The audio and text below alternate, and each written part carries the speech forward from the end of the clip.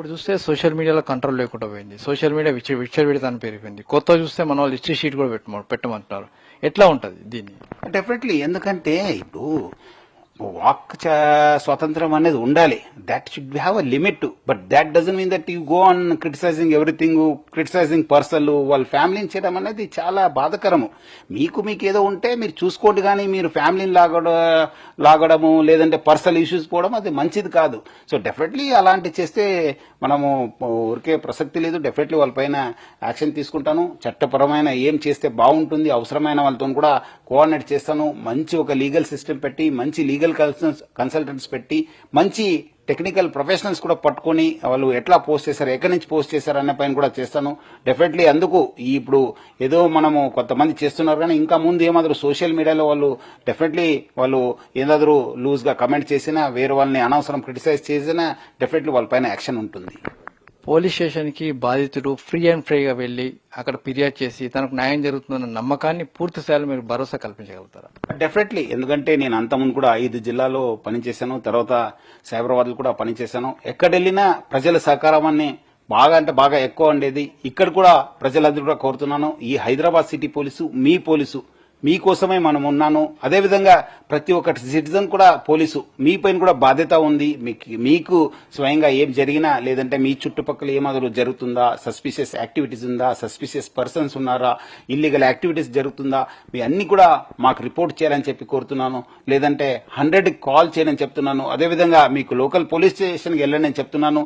అది మీకు ఏమాదరు న్యాయం జరగకపోతే నాకు కూడా వచ్చి కలవచ్చు. అదేవిధంగా మన ఆఫీసర్స్ కూడా నేను జాయిన్ అయిన తర్వాత చెప్తాను, 80% బర్కింగ్ అనేది ఉండదు. కేసు ఎక్కడదో బర్క్ చేసినారు, కేసు కట్టలేదంటే డెఫినెట్లీ చాలా సీరియస్ యాక్షన్ తీసుకోవడం జరుగుతుంది. ఎందుకంటే ఒకసారి క్రైమ్ ను మనం రికార్డులో తీసుకొస్తేనే ఆ డాటా డెవలప్ అవుతుంది, ఆ మనుషులు ఎవరైనా తెలుస్తుంది. లేదంటే వాళ్ళు చాలా సంవత్సరాల తర్వాత ఇట్లానే చేస్తూనే ఉంటారు. వాళ్ళు ఇక్కడ చేస్తారు, కొన్ని రోజుల తర్వాత సైబరాబాద్ లో చేస్తారు, సైబరాబాద్ తర్వాత రాచకోటలో చేస్తారు, ఇట్లా జిల్లాకు పోతుంటారు. ఎక్కడో దగ్గర మనము రెజిస్టర్ అయితే ఆయన డౌన్, ఈయన పాత అఫెండరు, ఈయన లక్షణాలు ఇట్లా ఉన్నాం అని చెప్పి మనకు కూడా రికార్డ్ పైన వచ్చే అవకాశం ఉంటుంది. So I request all the people to please cooperate with Hyderabad city police. మీకోసమే మనము పని చేస్తున్నాను.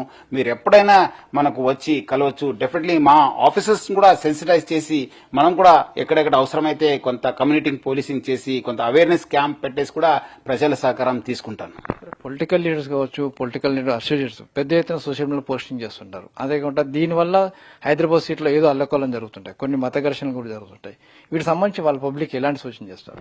డెఫినెట్లీ మనకు ఎందుకంటే సపరేట్ టీం ఉంది కూడా నాకు తెలిసింది హైదరాబాద్ లో ఇలాంటి సోషల్ మీడియా పోస్ట్ ని వాచ్ చేయడానికి. ఆ టీం కూడా ఎట్లా ఉంది, దానికి ఏం స్ట్రెంథన్ చేయాలి, వాళ్ళకు టెక్నికల్ ఎక్స్పర్టైజ్ ఏముందని కూడా మనము ఒకసారి నేను రివ్యూ చేసి వచ్చే రోజు డెఫినెట్లీ ఆ వింగ్ ని స్ట్రెంథన్ చేస్తాను. అదేవిధంగా పబ్లిక్ కూడా కోరుతున్నాను, మీకు సంబంధం లేనిది ఎక్కడో ఒక గాలి వార్తను తీసుకొచ్చి మీరు పోస్టులు పెట్టొద్దు. మరి పెడితే మీ పైన కూడా ముప్పు రావచ్చు. డెఫినెట్లీ మీకు కూడా మనము మీ పైన కూడా యాక్షన్ ఉంటుంది.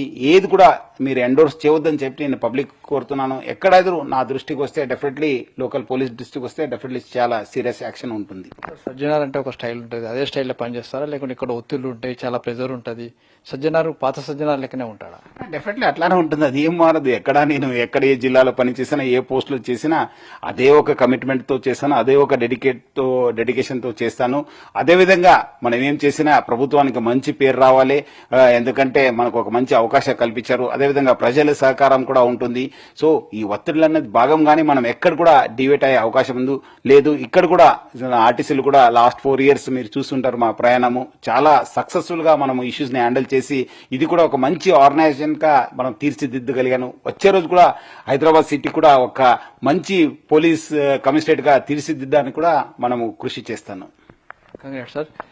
ఏదైతే హైదరాబాద్ పోలీస్ కమిషనర్ గా నియమించబడ్డ శ్రీ సజ్జనార్ తన పందాలో నేను తాను ముందుకు వెళ్తాను, ఎక్కడ ఏమున్నా సరే తన పందాలను పని చేసుకుంటూ వెళ్తాను. అంతేకాకుండా సోషల్ మీడియా కావచ్చు, రాజకీయ నాయకులు కావచ్చు, ప్రజలు కావచ్చు, ఎక్కడైనా సరే ఎలాంటి అపోహలు కావచ్చు, అనర్థాలకు దారితీసే పోస్టింగ్ చేయవద్దని చెప్తాను. అయితే ఎక్కడైనా సోషల్ మీడియాలో పోస్టింగ్ చేస్తే వాటిపైన అనర్థాలకు దారితీసే సోషల్ మీడియాలో పోస్టింగ్ చేస్తే వాటిపైన తీవ్ర చర్యలు చెప్తాను. Camera person సంతోష్తో Ramesh వెట్ల TV.